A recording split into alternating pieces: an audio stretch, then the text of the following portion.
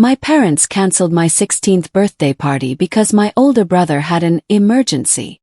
When I cried, my mother handed me a slice of stale cake and said, "Family comes first, Chloe. Stop being so selfish." For 15 years, every milestone I had was sacrificed on the altar of my brother's endless crisis generator. Every birthday, every graduation, every achievement, ruined because Julian needed saving. My lawyer begged me to step back, but I knew I had to let them play their game until the very end. Comment the city you're watching from so I can see how far my story has reached. They thought I was still that quiet 16-year-old girl sitting alone in her room, waiting for a celebration that never came. But what my brother and parents didn't realize was that while they were busy using me, I was busy taking notes. And today the bill is finally due. My name is Clara, I'm 28 years old, and if there's one thing I learned growing up, it's that my older brother Julian's emergencies were never accidents. They were weapons. Every single milestone of my life was held hostage by his chaos. But the final straw came on my 13th birthday. My parents had promised me a dinner at my favorite restaurant, a rare moment where the spotlight was supposed to be on me. Instead, 20 minutes before we were scheduled to leave, the phone rang. It was Julian. He was frantic, screaming that he'd been in a horrific car crash on the edge of town and needed our parents immediately. My mother dropped her purse, my father grabbed his keys, and just like that, my birthday dinner was pushed back, just 2 hours. 2 hours turned into 3 days. Turned out there was no crash.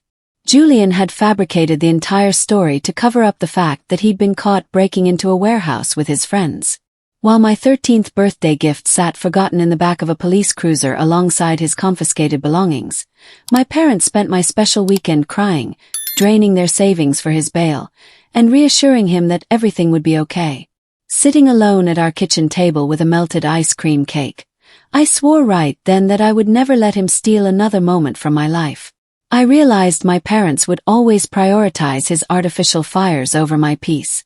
And that was the day I began planning my escape.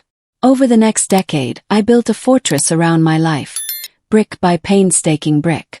While Julian bounced from one failed hustle to another, I put my head down, earned a full scholarship to college, and carved out a career as a corporate forensic auditor. I learned to analyze numbers because, unlike my family, numbers didn't lie. They didn't make promises they couldn't keep, and they certainly didn't pretend to be victims.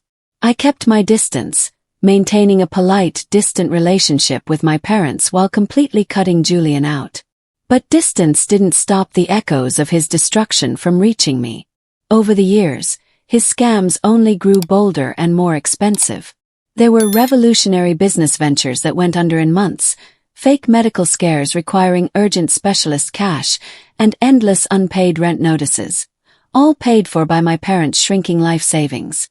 Every time I visited home, the house looked a little more empty, my parents looked 10 years older, and the conversation always steered toward Julian.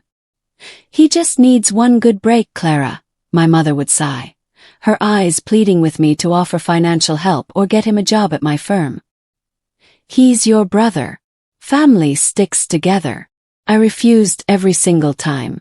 I set an ironclad boundary, knowing that giving Julian a single dollar was like throwing gas on a fire.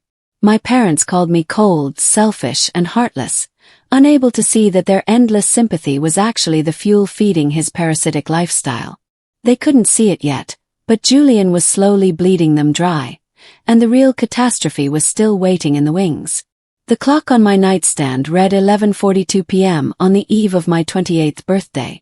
I was sitting in my apartment, sipping tea and enjoying the quiet solitude I'd built for myself, when my phone started vibrating across the coffee table. It was my mother.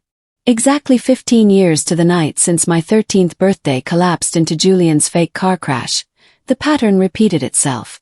When I answered, I didn't hear a "happy birthday." I heard hysterical weeping. My mother could barely breathe, and in the background my father was shouting into another phone. "Clara, you have to help us," my mother sobbed, her voice trembling with a terror I'd never heard before. "It's Julian. He's in terrible trouble, and this time we can't fix it on our own." The story tumbled out in a chaotic rush. Julian had spent the last 2 years running a high-risk real estate flipping scheme, promising investors guaranteed returns he couldn't deliver. To keep the illusion alive, he'd taken out massive predatory private loans from high-interest lenders. Now the entire house of cards had collapsed.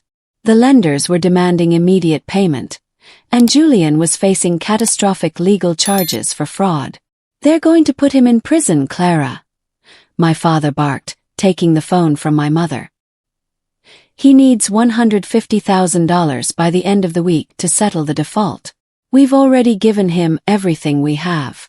We need you to co-sign an emergency consolidation loan using your credit. You're the only one with the financial standing to save your brother from rock bottom." 15 years later, they were still asking me to burn my life down to keep Julian warm.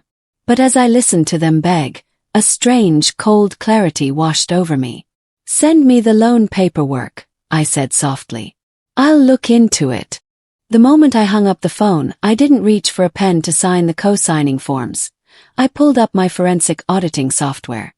For 15 years, I'd been sharpening my skills analyzing complex corporate fraud, tracking hidden paper trails, and unearthing buried liabilities. Now I was turning those exact tools onto my own brother. I spent the entire night digging through the loan documents, land registry filings, and public court records. What I found made my blood run cold. Julian hadn't just taken out predatory private loans for a failed business venture. He had committed outright forgery. 6 months ago, when the private lenders refused to give him another dime, Julian had forged my parents' signatures, putting their family home up as collateral to secure a massive high-interest note. My parents had no idea they were sitting on a ticking time bomb. If Julian defaulted, the lenders wouldn't just take his car, they would seize my parents' house and leave them homeless in their late 60s. Julian had been playing a dangerous game, but he had miscalculated one critical detail. 3 months ago, through my financial consultancy work, I had quietly acquired controlling interest in a private debt acquisition firm. My firm specialized in buying up high-risk, defaulted private notes from aggressive lenders at a fraction of their face value to restructure them. Recognizing the name of Julian's primary lender in the paperwork, I logged into my company's database. My heart hammered against my ribs as the screen loaded. Sure enough, 2 weeks prior, when Julian first defaulted, his lender had auctioned off his debt. The private holding company that had quietly purchased Julian's defaulted high-interest notes and held the lien against my parents' house was mine. Julian thought he was running from ruthless loan sharks. He had no idea that the person holding his entire financial existence in her hands was the sister whose birthday he'd ruined 15 years ago. I called my parents the next morning and told them I was willing to discuss the loan, but only in person. I booked a private room at an upscale restaurant in town under the pretense of signing the papers on my 28th birthday.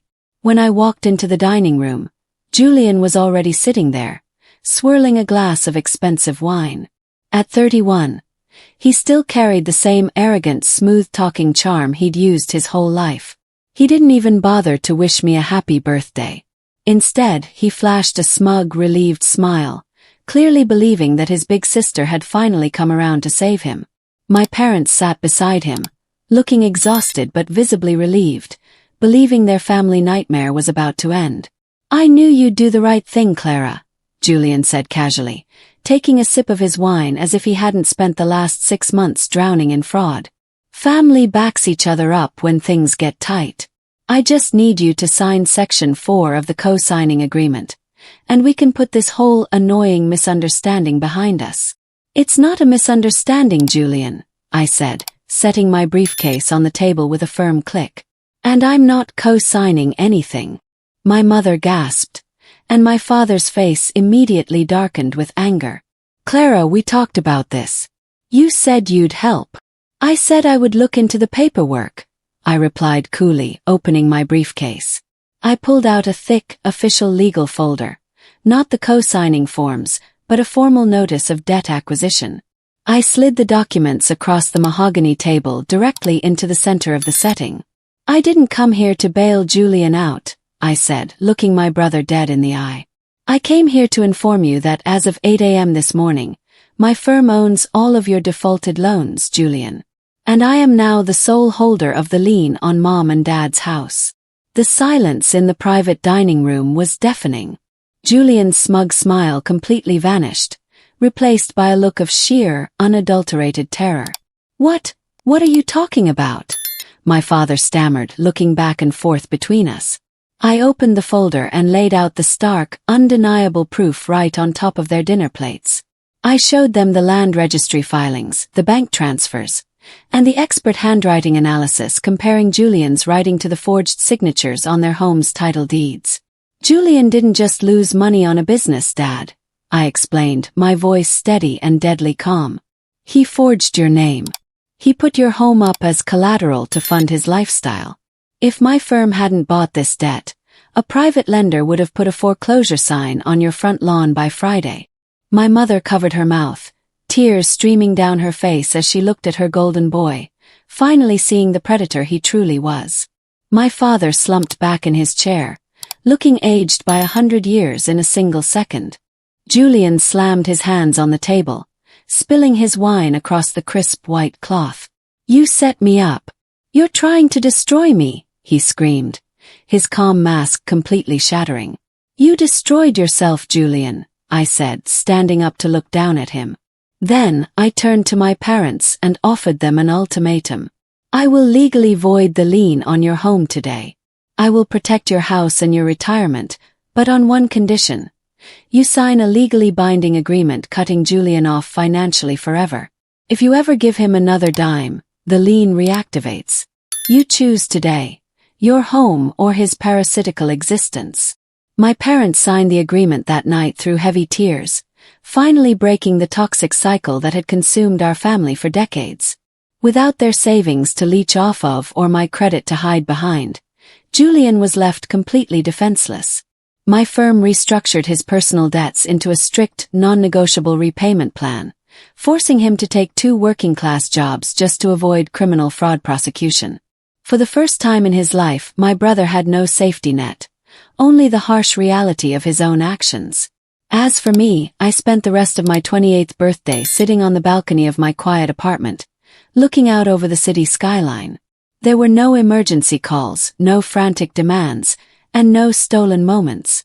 After 15 years of living in the shadow of my family's chaos, I finally had absolute peace, built entirely on my own terms. What about you? What would you have done if you were in my shoes? Would you have protected your parents, or let your brother face the music entirely on his own?